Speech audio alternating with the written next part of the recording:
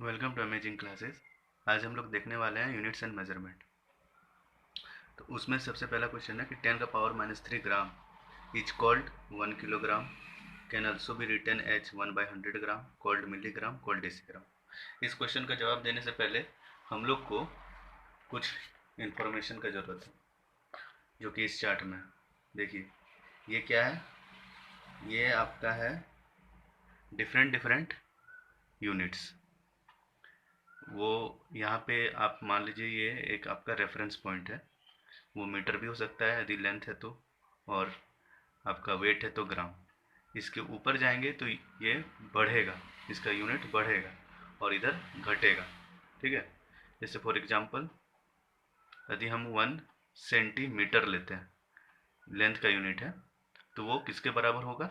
10⁻⁻² metre के बराबर होगा। तो ये यहाँ पे क्या है, ये कन्वर्जन फैक्टर है। वैसे ही यदि 1 माइक्रोमीटर लेते हैं तो वो किसके बराबर होगा? 10⁻⁻6 मीटर के बराबर होगा।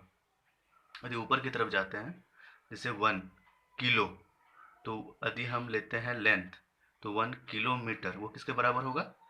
10⁻³ मीटर के बराबर होगा। मीटर क्या है मेरा? मीटर है मेरा ऐसा यूनिट बोल सकते हैं आप। तो ये मेरा रेफरेंस पॉइंट हो जाता है मीटर। अब इसके टर्म्स में हम लोग सारे यूनिट को कन्वर्ट कर रहे हैं, तो कन्वर्ट करने के लिए एक फैक्टर का जरूरत पड़ेगा, और वो फैक्टर कौन है? ये है, ये सब कन्वर्जन फैक्टर। तो ये आपको एक बार याद कर लेना है। तो मैं आपको दिखा देता हूँ नीचे से। ये है आपका रेफरेंस पॉइंट, जो कि मीटर हो सकता है या तो ग्राम हो सकता है इन केस ऑफ वेट। उसके ऊपर जाएंगे तो डेका है, वो 10⁻⁻1 है, हेक्टो 10⁻²है, किलो 10⁻³ है, मेगा 10⁻6 है, गीगा 10⁻9 होता है, टेरा 10⁻12 होता है, पेटा 10⁻15 होता है, एक्सा 10⁻18 होता है, जीटा 10⁻20 होता है और योटा 10⁻24 होता है। ये हो गया बड़े यूनिट्स, ये सब बढ़ रहे हैं। और अब इधर होता है नीचे की तरफ स्मॉलर यूनिट्स, जो कि है डेसी, जैसे कि डेसी मीटर हो सकता है, सेंटीमीटर हो सकता है, मिलीमीटर हो सकता है। तो 1 मिलीमीटर बराबर 10⁻³ मीटर हो जाएगा।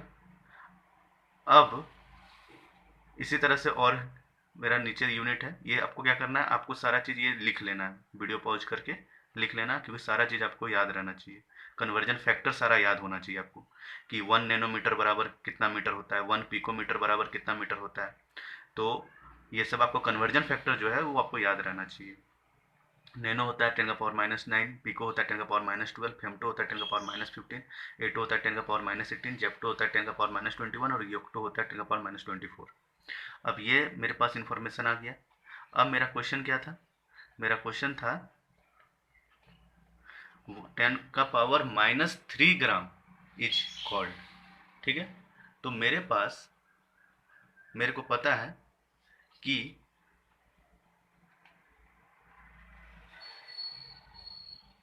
1 मिलीग्राम बराबर 10⁻³ ग्राम, क्योंकि यहाँ पे देखिए मिली का जो कन्वर्जन फैक्टर है वो कितना है? 10⁻³ है।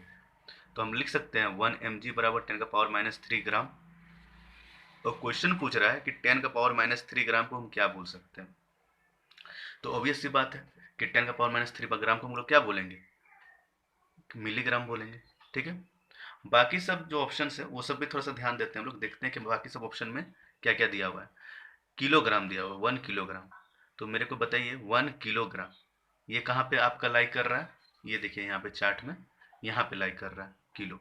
ये इसका कन्वर्जन फैक्टर कितना है? 10⁻³ है। इसका मतलब 1 किलोग्राम बराबर कितना हो जाएगा? 10⁻³ प्लस 3 ग्राम हो जाएगा। ठीक है, उसके बाद ऑल्सो रिटेन एज 1/100 ग्राम। देखिए जब किसी का पावर 10⁻³ है, तो इसको हम लोग क्या लिख सकते हैं? 1/10⁻+3। ठीक है, इसका मतलब 1/1000 ग्राम। इसको इस तरह से भी लिख सकते थे, लेकिन यहाँ पे यदि यहाँ पे 1/1000 होता तो ये भी ऑप्शन सही हो जाता। तो यहाँ पे क्या है? 1/100 दिया हुआ है, इसका मतलब ये ऑप्शन भी गलत हो गया।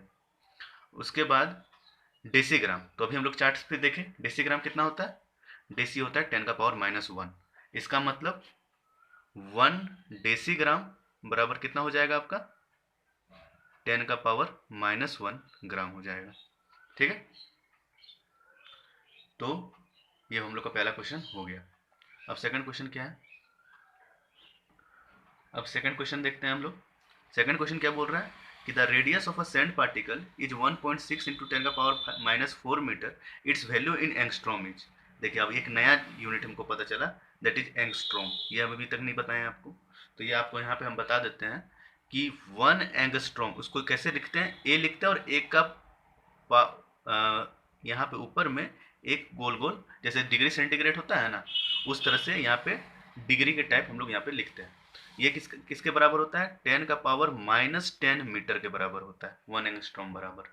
इसका मतलब 1 मीटर बराबर 10⁻+10 एंगस्ट्रॉम ये होता है। ठीक है, अब यहाँ पे दिया हुआ कितना है 1.6 इंटू 10⁻⁻4 मीटर, और हमको चाहिए किसमें, एंगस्ट्रॉम में चाहिए। तो कन्वर्ट करने के लिए क्या करना पड़ेगा, इंटू 10⁻10 करना पड़ेगा। तो दिया हुआ कितना था मेरे पास, यहाँ पे देख लेते हैं। इसमें दिया हुआ था 1.6 इंटू 10⁻⁻4 मीटर, ये दिया हुआ है आपका। इसका मतलब इसको यदि हमको बदलना है एंगस्ट्रॉम में तो क्या करना पड़ेगा, जो वैल्यू दिया हुआ है उसको इंटू 10⁻+10 करना पड़ेगा। क्यों करना होगा, क्योंकि हमको पता है कि 1 मीटर बराबर 10⁻+10 एंगस्ट्रॉम, ये हमको पता है, इसलिए हमको इंटू 10⁻+10 करना पड़ेगा। तो ये हो जाएगा एंगस्ट्रॉम। ठीक है, तो अब मेरा कितना आ जाएगा वैल्यू 1.6 इंटू 10⁻⁻4 इंटू 10⁻+10 एंगस्ट्रॉम। अब हमको दिख रहा है कि यहाँ बेस सेम है और पावर डिफरेंट है, तो क्या हो जाएगा -4 + 10, ये कितना हो जाएगा एंगस्ट्रॉम। तो 1.6 इंटू 10⁻⁻4 + 10 + 6 एंगस्ट्रॉम। इसका मतलब 1.6 इंटू 10⁻+6 एंगस्ट्रॉम। इसका मतलब ये मेरा ऑप्शन हो जाएगा सी। ठीक है, अब नेक्स्ट क्वेश्चन क्या बोल रहा है, 1 नैनोमीटर इक्वल टू, अभी हम बताएं कि 1 नैनोमीटर, यदि आप चार्ट लिख लिए होंगे तो आप अपना चार्ट चेक कीजिए, उसमें आप लिखे होंगे कि 1 nanometre equal to 10⁻⁻9 metre. Direct आप मार सकते हैं 10⁻⁻9 मीटर। अब चौथा, which of the following distance can be better expressed in nanometres. देखो यहाँ से पता चल रहा था कि 1 नैनोमीटर बराबर 10⁻⁻9 मीटर। इसका मतलब आप समझ रहे हो कि ये कितना छोटा यूनिट है, बहुत ही छोटा यूनिट है, 10⁻⁻9 है। इसका मतलब बहुत ही छोटा लेंथ को हम लोग नापने के लिए नैनोमीटर का इस्तेमाल करेंगे। तो डायमीटर ऑफ कैपिलरी, कैपिलरी क्या होता है, आपका ब्लड वेसल्स जो होते हैं वो कैपिलरीज होते हैं। तो वो ठीक है बहुत ही छोटे होते हैं, लेकिन नैनोमीटर नहीं हो, अब उसको नैनोमीटर में आप नहीं नाप सकते, उसको आप माइक्रोमीटर या मिलीमीटर में आप नाप सकते हो। तो थिकनेस ऑफ पेपर भी मिलीमीटर्स में आप नाप सकते हो। डिस्टेंस ऑफ वेनस फ्रॉम अर्थ, ये तो बहुत ही ज़्यादा है, ये तो आपका किलोमीटर्स में आप नापोगे, क्योंकि अर्थ और वेनस का डिस्टेंस बहुत ही ज़्यादा है, तो आप उसको नैनोमीटर में तो नापोगे नहीं। तो चौथा ऑप्शन क्या बच गया, डायमीटर ऑफ एटम। हम लोग को पता है कि एटम जो होता है वो बहुत ही छोटा यूनिट होता है, तो इसका यदि डायमीटर हमको नापना है तो इसको हम नैनोमीटर में नाप सकते हैं। तो इसका मतलब कि हम लोग नैनोमीटर का इस्तेमाल कहाँ करेंगे, डायमीटर ऑफ एटम को नापने के लिए। पांचवा question, light year is the unit of. देखो इसमें बहुत बच्चे कंफ्यूज खा जाते हैं।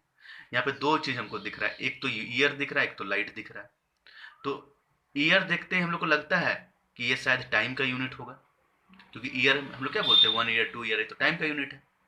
लेकिन आपका आंसर हो जाएगा गलत, ये टाइम का यूनिट नहीं है। यदि आपको लाइट दिख रहा है तो लाइट से भी रिलेटेड आपको लगता होगा कि चलो भाई स्पीड ऑफ लाइट हो जाना चाहिए क्योंकि लाइट है यहाँ पे, लेकिन ये भी हो जाएगा आपका गलत, क्योंकि जो लाइट ईयर होता है वो डिस्टेंस का यूनिट होता है। और 1 लाइट ईयर का मतलब क्या होता है, पहले तो 1 लाइट ईयर का वैल्यू लिख लीजिए, वो होता है 9.4607 इंटू 10⁻12 किलोमीटर। ठीक है, इसका मतलब ये जो लेंथ है वो, ये जो डिस्टेंस आया वो 9.4607 इंटू 10⁻12 किलोमीटर। ये डिस्टेंस पता है क्या है, ये डिस्टेंस है कि लाइट जो होता है वो 1 ईयर में अपना जो स्पीड होता है उस स्पीड से कितना होता है, लाइट का स्पीड कितना होता है, तो लाइट का स्पीड कितना होता है आप लोगों को पता नहीं होगा तो जान लीजिए, 3 लाख किलोमीटर पर सेकेंड, ये लाइट का स्पीड है।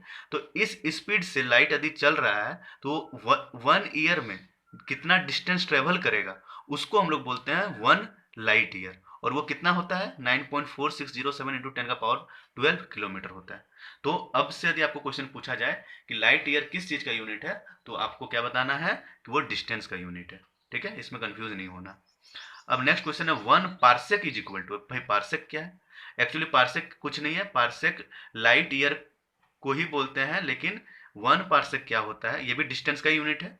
वो क्या होता है 3.26 लाइट ईयर होता है, और प्रिसाइजली यदि बोलेंगे तो 3.2616 लाइट ईयर होता है। मतलब कि 3.26 लाइट ईयर मिलके 1 पार्सेक बनाता है। ठीक है, तो ये भी आपका डिस्टेंस का ही यूनिट है, तो ये आपका ऑप्शन बी हो जाएगा। ठीक है, चलते हैं नेक्स्ट क्वेश्चन पे। नेक्स्ट क्वेश्चन क्या है, क्वेश्चन नंबर 7। ये अच्छा क्वेश्चन है। If the size of bacteria is 1 micron, कोई एक बैक्टीरिया है, छोटा सा बैक्टीरिया है, उसका जो साइज है वो 1 माइक्रोन है। 1 माइक्रोन का मतलब वो जो माइक्रोमीटर बताए थे ना, उसको माइक्रोन भी बोलते हैं। तो 1 माइक्रोमीटर बोलिए चाहे 1 माइक्रोन बोलिए, दोनों बात बराबर है। तो उसका आपका साइज दिया हुआ है 1 माइक्रोन।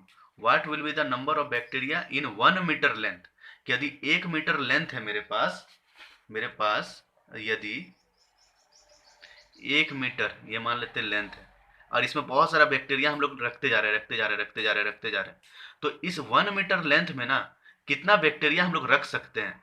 इफ क्या गिवन है कि एक बैक्टीरिया का जो मेरा लेंथ है वो कितना है 1 माइक्रोन है। तो सिंपल सी बात है, यदि हमको नंबर ऑफ बैक्टीरिया निकालना है तो क्या करना पड़ेगा, इस लेंथ को डिवाइड कर दीजिए, आसान सी बात है। तो 1 मीटर को डिवाइड बाई 1 माइक्रोमीटर कर दीजिए, और हमको पता है कि 1 माइक्रोमीटर बराबर कितना मीटर होता है। देखिए यहीं पे देख लीजिए, सामने रखा हुआ है, देखिए यहाँ पे 1 माइक्रो बराबर 10⁻⁻6, इसका मतलब 1 माइक्रोमीटर बराबर 10⁻⁻6 मीटर।